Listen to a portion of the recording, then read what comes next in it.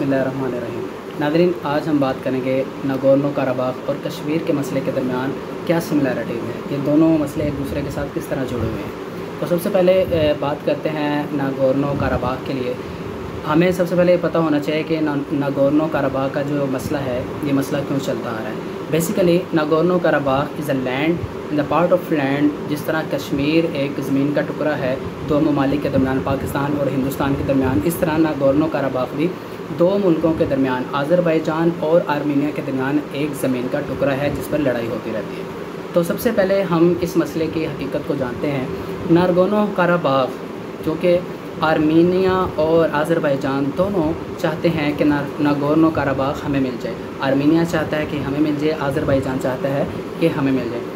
इससे पहले आप लोगों को ये पता होना चाहिए कि 1912 से लेकर 1991 तक एक लंबा अरसा आर्मेनिया और आज़रबाईजान दोनों एक साथ RSSU के अंदर रहे, यानी कि रशिया के अंदर हज़ारों सैकड़ों जो स्टेट्स थी, रियासतें थीं, वो इकट्ठी रही हैं। उन रियासतों के अंदर आज़रबाईजान भी थी। फिर उसके बाद 1991 के अंदर दोनों ही ममालिक एक ही दिन RSSU से सेपरेट हो गए।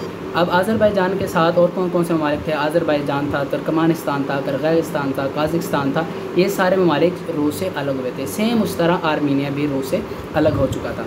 अब बात इस तरह है कि आर्मीनिया, क्योंकि उसके अंदर क्रिस्टियनिटी ज़्यादा है, ईसाई लोग ज़्यादा हैं, और उसके बरअक्स आज़रबाईजान के अंदर मुस्लिम अवाम, मुस्लिम पब्लिक ज़्यादा है। आर्मीनिया ने चाहा कि जो नागोर्नो कराबाख है वो उसे मिले, और आज़रबाईजान ने कहा कि नागोर्नो कराबाख जो है वो हमें मिले। इन दोनों ने क्या किया कि नागोर्नो कराबाख के अंदर एक रेफरेंडम करवाया। उस रेफरेंडम के तहत ज़्यादातर लोगों ने आर्मीनिया के साथ रहने का फ़ैसला किया, लेकिन आज़रबाईजान ने उस रेफरेंडम को मुस्तरद करते हुए कहा कि हम ये इस रेफरेंडम को नहीं मानते। वज़ारत दिफ़ा, आज़रबाईजान के वज़ारत दिफ़ा का कहना है कि सितंबर से शुरू होने वाली जंग में अब तक आर्मीनिया के 2000 से ज़ायद फ़ौजी मारे गए हैं, जबकि सैकड़ों ज़ख्मी हुए।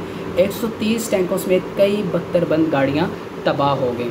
इसी तरह आर्मीनिया का कहना है कि जो तुर्की है, तुर्की ने हमारे एक त्यारे को मार गिराया। अब मैं आपको बताता चलूँ कि आर्मीनिया के साथ कौन कौन से ममालिक हैं और आज़रबाईजान के साथ कौन कौन से ममालिक हैं। तो आर्मीनिया के साथ सबसे बिग स्पॉट अमेरिका, फिर उसके बाद फ़्रांस, फिर उसके बाद इंडिया, और फिर उसके साथ इज़राइल, जो आर्मीनिया को सपोर्ट कर रहे हैं। इसके बरक्स अगर हम आज़रबाईजान को देखें तो आज़रबाईजान को जो सपोर्ट करने वाला ख़ुद पाकिस्तान है, फिर तुर्की है, फिर OIC के अंदर जितने भी मुस्लिम कंट्रीज़ आते हैं वो आज़रबाईजान के साथ हैं। याद रखिए कि तुर्की जो है उसने सबसे पहले आज़रबाईजान को तस्लीम किया, फिर उसके बाद ईरान ने, और फिर उसके साथ ही पाकिस्तान ने आज़रबाईजान को तस्लीम किया। लेकिन पाकिस्तान वाहिद मुल्क है जिसने आर्मीनिया को अभी तक एज़ अ कंट्री तस्लीम नहीं किया।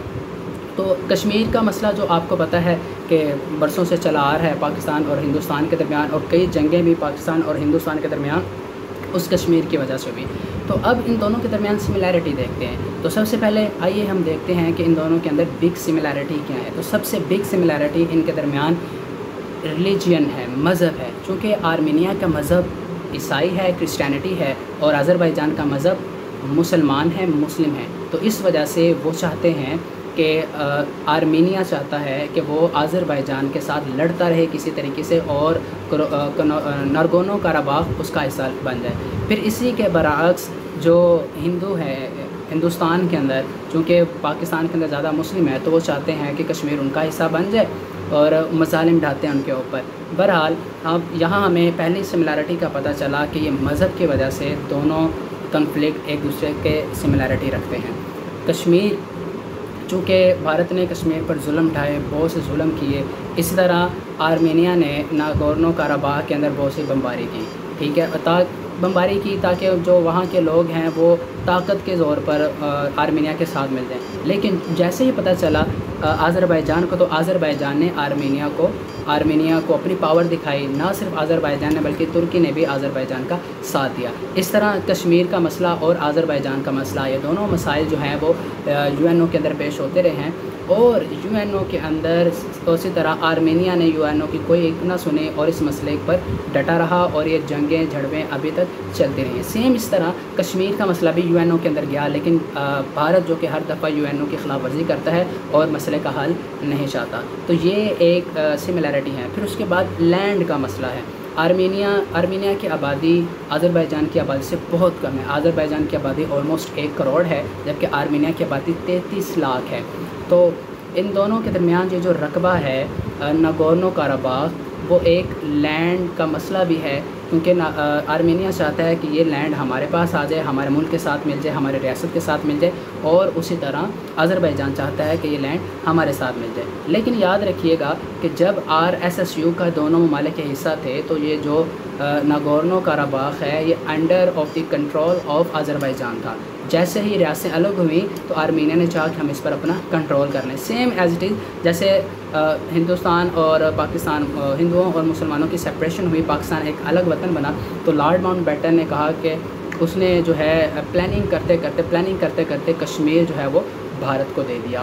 اسی طرح جو بھارت ہے وہ کشمیر پر ظالم ڈالتا ہے، ابھی 370 کا آرٹیکل لگا کر اس کے اوپر قبضہ کیا ہوا۔ کرونا کی سچویشن کے اندر کشمیریوں کا وہاں رہنا ایک عذاب سے بڑھ کر تھا، اور اسی طرح جو ناگورنو کاراباخ کا علاقہ ہے وہاں بھی لوگ دعائیاں کر رہے ہیں کہ کسی نہ کسی طریقے سے اس مسئلے کو حل کیا جائے تاکہ وہاں کے لوگ بھی آرام و سکون کی زندگی بسر کر سکیں۔